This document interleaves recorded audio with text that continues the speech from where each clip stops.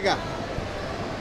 नाही पाठीमागच्याच वेळेस आमच्या करमाळा तालुक्याची चूक झाली ती आता विधानसभेला बी आमच्या तालुक्याने सुधारली आणि कारखान्याच्या निवडणुकीला बी चूक सुधारलेली आहे आणि आता भविष्य काळामध्ये त्यांना कुठलाही थारा करमाळा तालुक्यामध्ये असणार नाही असं या ठिकाणी मला आवर्जून आपल्याला सांगायचं आहे. सगळ्यांनी एकत्रित येऊन करमाळ्याचे सगळे नेते तुमच्या मागे उभे राहिले होते, जरी उघड नसले तरी बागलगट असेल, जगताप गट असेल, त्यांनी तुम्हाला पाठिंबा दिला. हो हो हो हो हो कारण का हे कर्मवीर गोविंदबापू पाटील माझे वडील यांनी ह्या आदिनाथ सहकारी साखर कारखान्यासाठी फार मोठं त्यांच्या आयुष्यातलं योगदान दिलेलं होतं. त्याच्यामुळं आमच्या कुटुंबाच्या आणि आमच्या घराण्याच्या अस्मितेचा प्रश्न कारखान्याच्या संदर्भामध्ये कायमच उभा राहत होता आणि मग पाठीमागच्या काळामध्ये आम्ही राजकीय जीवनामध्ये जास्त नव्हतो.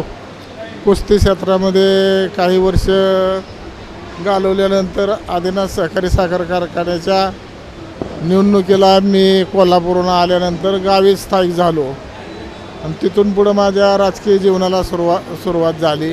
मोहिते पाटलांचा कसा मोहिते पाटलांचा पूर्ण आशीर्वाद आम्हाला आहे आणि भविष्य काळामध्ये बी राहणार आहे.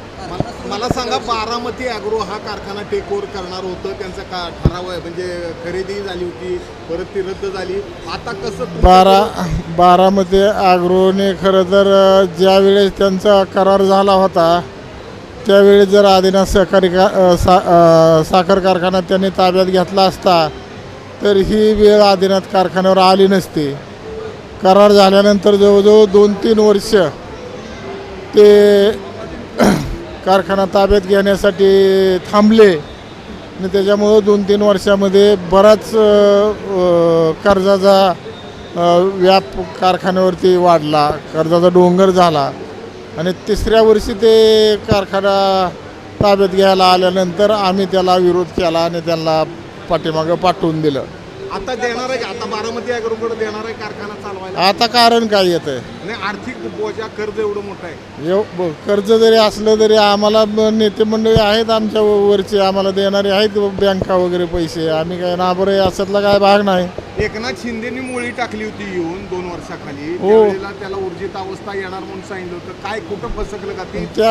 त्यावेळेस बागलांच्या ताब्यामध्ये कारखाना होता आणि मग त्यांचं मिसमॅनेजमेंट झाल्यामुळं थोडं कारखान्यावर अशी अवस्था निर्माण झाली. तरी आता आम्ही भविष्य काळामध्ये सगळं सुधरून घेऊ असं या ठिकाणी आम्हाला वाटतंय. अनेक कामगारांचे पगार